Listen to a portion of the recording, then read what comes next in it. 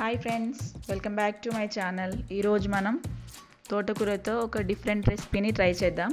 ఎప్పుడు తినే విధంగా ఫ్రై కర్రీ లాగా కాకుండా ఒకసారి తోటకూర పులుసు కూరని ఈ విధంగా ట్రై చేయండి.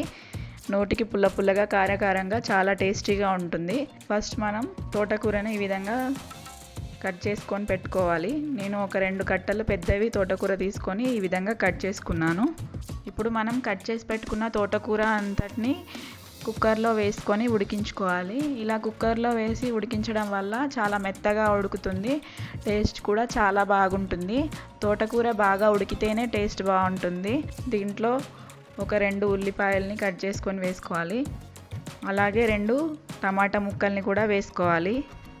అలాగే కొంచెం చింతపండుని వేసుకోవాలి. వీటన్నిటి మనం కుక్కర్లో వేసుకొని ప్రెషర్ కుక్ చేసుకుంటే తోటకూర మెత్తగా ఉడుకుతుంది. అలాగే దీంట్లో ఒక 7-8 వెల్లుల్లిపాయలని వేసుకోవాలి. మీరు తినేదాన్ని బట్టి మీకు తగినంతగా కారాన్ని వేసుకోండి. 1 స్పూన్ కారాన్ని వేస్తున్నాను నేను. మీరు ఎక్కువ తినేటట్టయితే కొంచెం ఎక్కువ కూడా వేసుకోవచ్చు. అలాగే టేస్ట్కి తగినంత సాల్ట్ ఒక 1 స్పూన్ వేస్తున్నాను నేను. అలాగే దీంట్లో మెయిన్ టేస్ట్ వేయించిన జీలకర్ర మెంతుల పౌడర్తో మంచి ఫ్లేవర్ వస్తుంది. అది ఒక 1/2 స్పూన్ వేసుకోవాలి. అలాగే మనం దీంట్లో ఒక చిన్న గ్లాస్ వాటర్ని పోసుకోవాలి.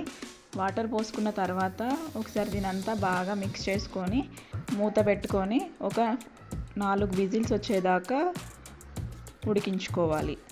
4 విజిల్స్ వచ్చిన తర్వాత స్టీమ్ పోయేదాకా వెయిట్ చేసి మూత తీసుకొని ఒక పప్పు గుత్తితో ఇలా దాన్ని మొత్తం మ్యాష్ చేసుకోవాలి. ఇలా మ్యాష్ చేసుకున్న తర్వాత మనం దీనికి లాస్ట్లో పోపు పెట్టుకోవాలి. దీనికోసం స్టవ్ మీద ఒక ప్యాన్ పెట్టి 2 టేబుల్ స్పూన్స్ ఆయిల్ వేసుకోవాలి. దీంట్లో కొంచెం శనగపప్పు పోపులో ఎక్కువగా వేసుకుంటే బాగుంటుంది. ఆవాలు, జీలకర్ర, శనగపప్పు, ఎండుమిర్చీలను వేసుకోవాలి. వీటన్నిటిని బాగా ఫ్రై అయ్యేలాగా ఫ్రై చేసుకోవాలి. ఇవి ఫ్రై అయిన తర్వాత కరివేపాకు, పసుపును కూడా వేసుకొని బాగా ఫ్రై చేసుకోవాలి. ఈ పోపు అంతా బాగా ఫ్రై అయిన తర్వాత మనం ఉడికించి పెట్టుకున్న తోటకూర మిశ్రమాన్ని ఈ పోపులో వేసుకొని బాగా కలుపుకోవాలి. దీన్ని ఒక 5 మినిట్స్ ఉడికించుకోవాలి. ఈ కూర అంతా కొంచెం దగ్గర పడేదాకా ఉడికించుకోవాలి. ఇలా ఒక 5 మినిట్స్ ఉడికిస్తే మనకు తోటకూర పులుసు కూర రెడీ అవుతుంది. చాలా టేస్టీగా ఉంటుంది. ఒకసారి మీరు కూడా ట్రై చేయండి. ఈ వీడియో కనుక మీకు నచ్చినట్టయితే లైక్ చేయండి.